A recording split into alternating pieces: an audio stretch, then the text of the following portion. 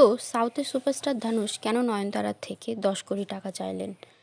বর্তমানে যেই খবরটা নিয়ে মহল পুরো গরম সেটি হলো সুপারস্টার ধানুষ আর নয়নতারার।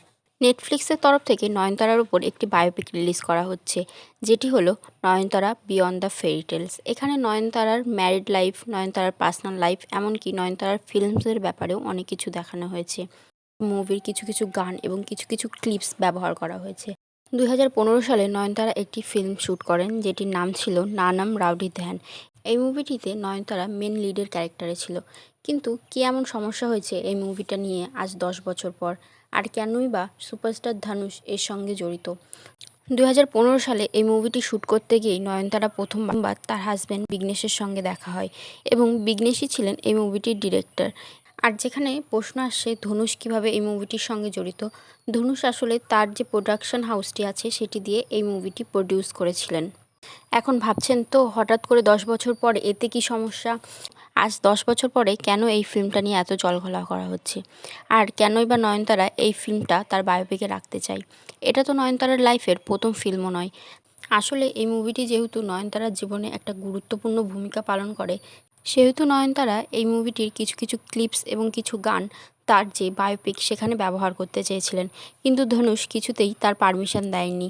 অনেকদিন অপেক্ষা করার পরে নয়নতারা তার বায়োপিকের ট্রেলারটি রিলিজ করেন, কিন্তু সেই বায়োপিকে 2015 সালে করা নানাম রাউডি ধানের একটা 3 সেকেন্ডের বিহাইন্ড দ্য সিনসের ক্লিপস আছে।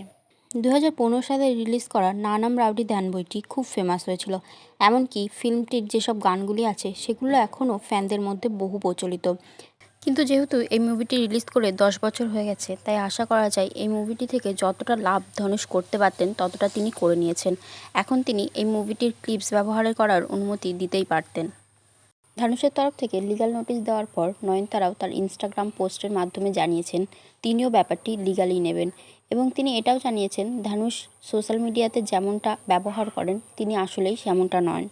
যখন বলিউড সেলিব্রিটিরা শুধুমাত্র বন্ধুত্বের খাতিরে তাদের ফিল্মসে ফ্রিতে ক্যামিও করে দেয়, এমনকি আমরা এখন দেখতে পাচ্ছি ইনফ্লুয়েন্সাররাও তাদের বন্ধুদের কোনো সিরিজ ফ্রিতেই প্রমোশন করে দেয়, সেখানে তো এটা একটা মাত্র 3 সেকেন্ডের বিহাইন্ড দ্য সিনস। আশা করি সেখানে 10 কোটি টাকা চাওয়ার মতন কোনো ব্যাপার নেই।